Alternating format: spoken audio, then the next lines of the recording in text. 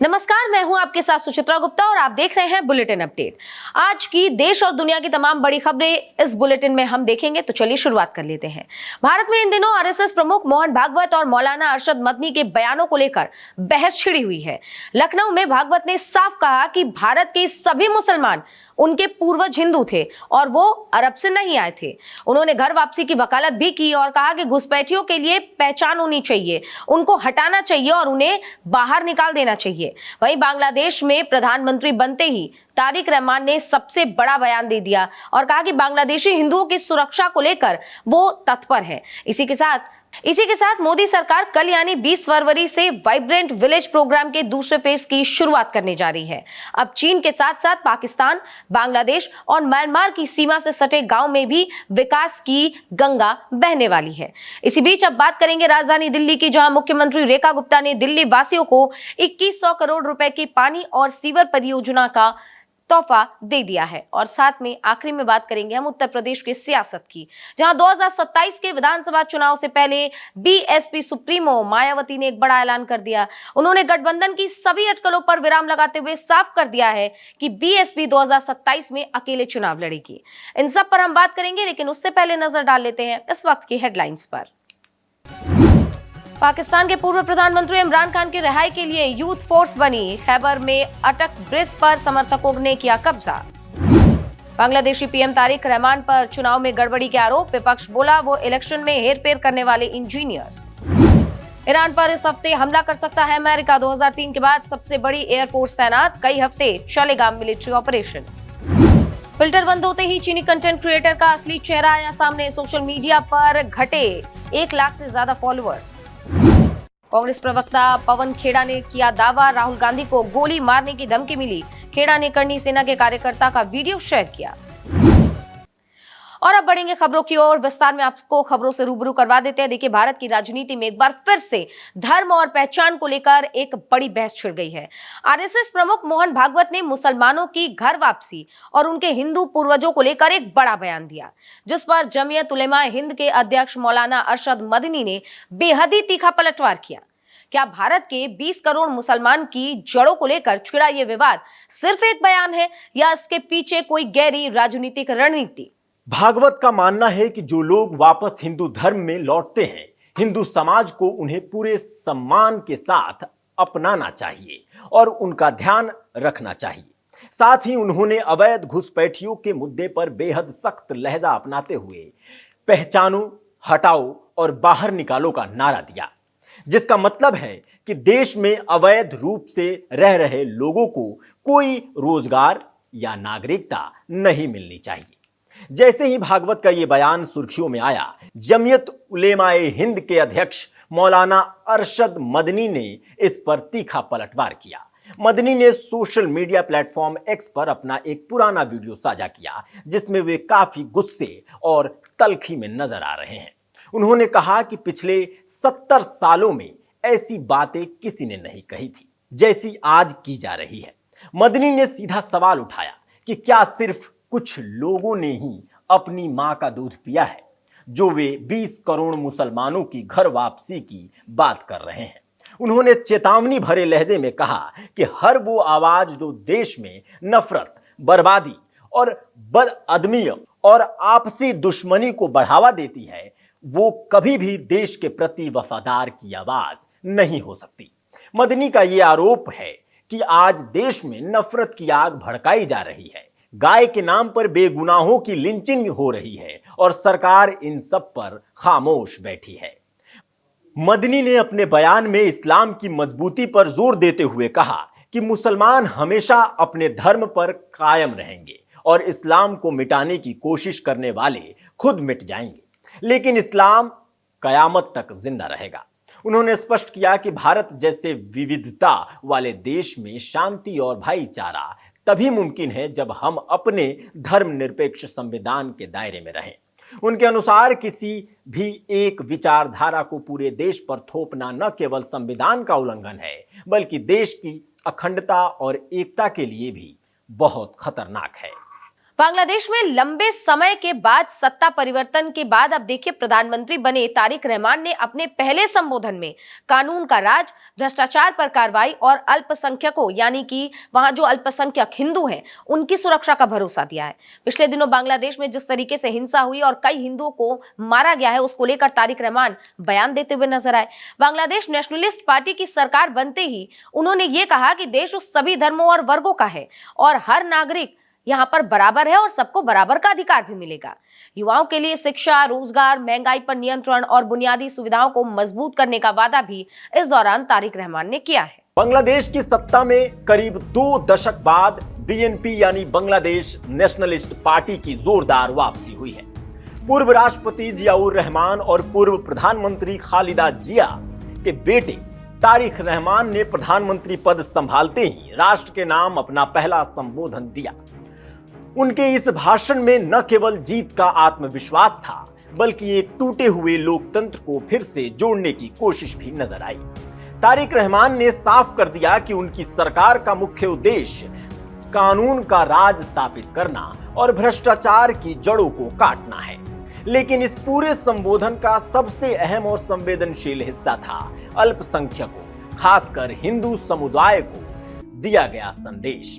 पिछले 1.5 साल के दौरान बांग्लादेश में मंदिरों पर हमले, भीड़ द्वारा हिंसा और हिंदू परिवारों को निशाना बनाए जाने की खबरों ने अंतर्राष्ट्रीय स्तर पर चिंता पैदा कर दी थी। इन जख्मों पर मरहम लगाते हुए तारिक रहमान ने कड़े शब्दों में कहा, बांग्लादेश किसी एक धर्म या एक विचारधारा का देश नहीं है।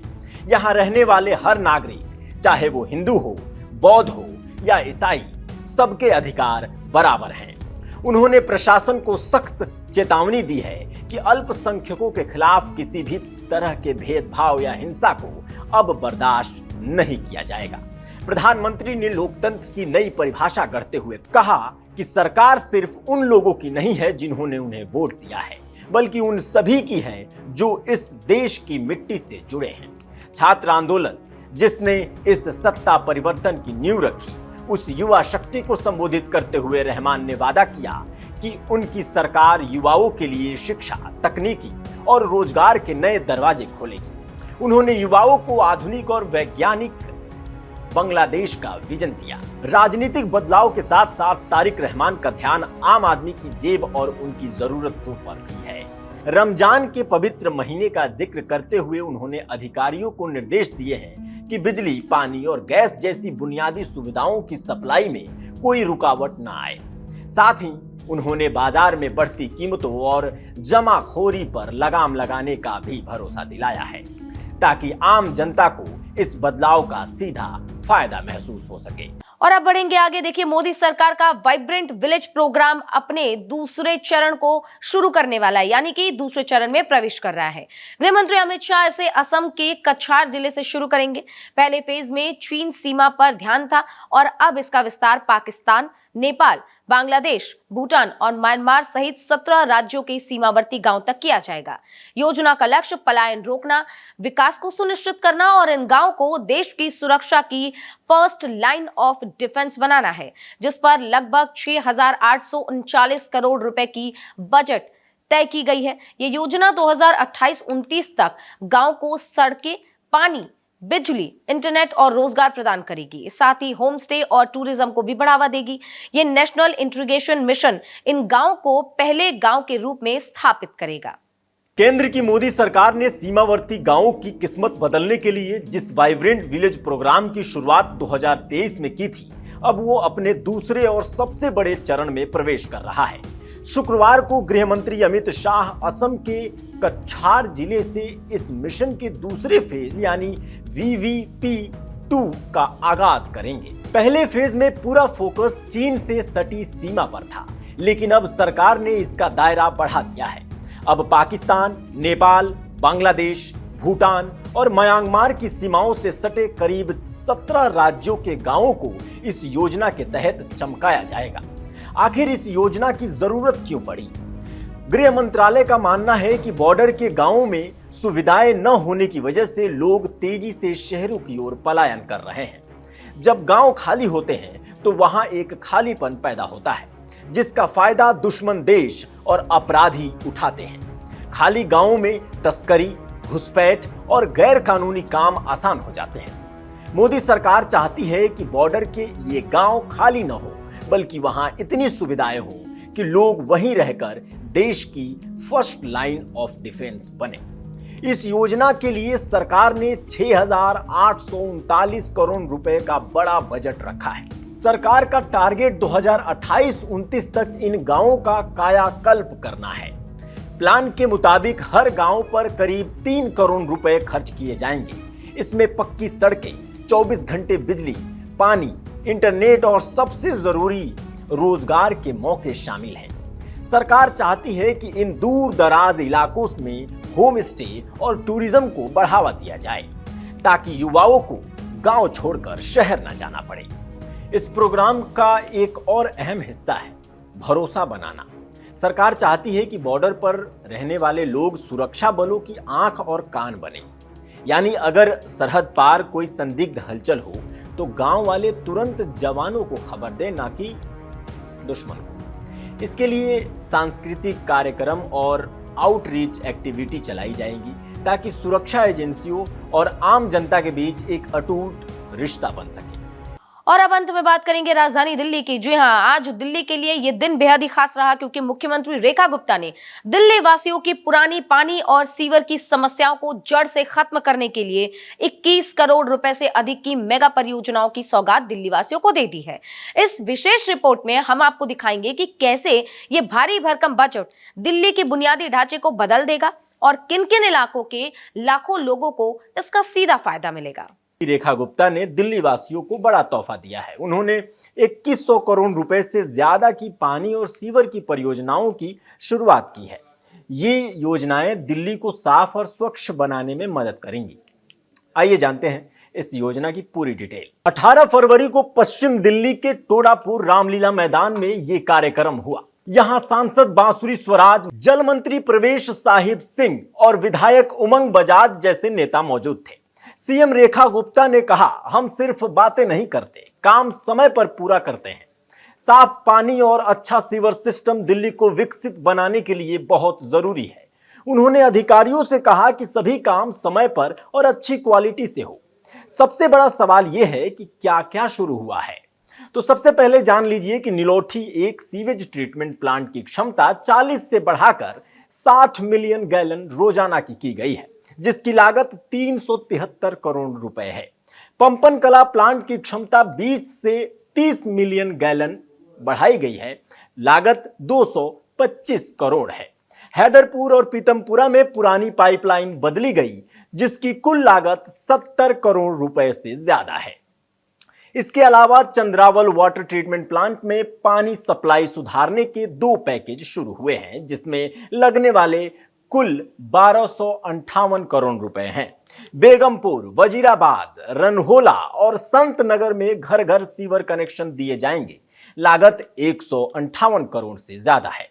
मोलरबंड प्लांट की क्षमता भी बढ़ाई जाएगी 15 करोड़ रुपए की लागत में। अच्छी खबर यह है कि पानी बिलों पर एमनेस्टी स्कीम अब दुकानों और व्यावसायिक जगहों तक बढ़ा दी गई है। ये योजना अगस्त तक चलेगी। अब तक 3.5 लाख से ज्यादा लोगों को 1400 करोड़ की राहत मिली है। व्यवसायिक लोगों के 74,000 करोड़ के जुर्माने माफ होंगे और जल बोर्ड को 285 करोड़ रुपए का फायदा होगा। और अब आगे बढ़ते हुए बात करेंगे उत्तर प्रदेश की। उत्तर प्रदेश विधानसभा चुनाव 2027 को लेकर सरगर्मियां तेज हो गई हैं। इसी बीच बहुजन समाज पार्टी के राष्ट्रीय अध्यक्ष मायावती ने एक ऐसा ऐलान कर दिया जिसने सूबे की राजनीति में हलचल मचा दी है। लखनऊ में हुई एक महत्वपूर्ण प्रेस कॉन्फ्रेंस के दौरान मायावती ने गठबंधन की सभी अटकलों को सिरे से खारिज कर दिया।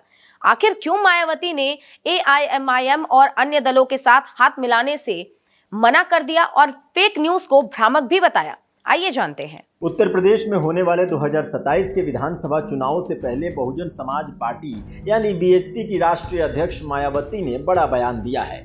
उन्होंने किसी भी राजनीतिक दल के साथ गठबंधन करने की खबरों को पूरी तरह नकार दिया है और कहा है कि BSP अकेले चुनाव लड़ेगी। ये घोषणा उन्होंने लखनऊ में प्रेस वार्ता के दौरान दी। हाल ही में राजनीति में ये चर्चा तेज हो रही थी कि BSP AIMIM यानी असदुद्दीन ओवैसी की पार्टी और अन्य पार्टियों के साथ मिलकर चुनाव लड़ सकती है। लेकिन मायावती ने कहा कि इस तरह की खबरें फेक न्यूज़ या भ्रामक हैं और ये विपक्षी दलों द्वारा फैलाए जा रहे हैं। उन्होंने स्पष्ट कहा कि गठबंधन बीएसपी के लिए नुकसानदेह साबित होते हैं और ये पार्टी का वोट दूसरे दलों को ट्रांसफर होने का कारण बनते हैं। इससे पहले बीएसपी और एसपी के बीच 1993 और 1996 में गठबंधन हुआ था, लेकिन दोनों ही बार इसने बीएसपी को कोई बड़ा लाभ नहीं पहुंचाया था। मायावती ने यह भी कहा कि बीएसपी के कार्यकर्ता हाथी की मस्त चाल की तरह लगातार मेहनत करते रहें और किसी अफवाह पर ध्यान न दें। उन्होंने पार्टी नेताओं को याद दिलाया कि 2007 में बीएसपी ने अकेले दम पर राज्य में बहुमत सरकार बनाई थी और इस मॉडल को फिर दोहराने का लक्ष्य है।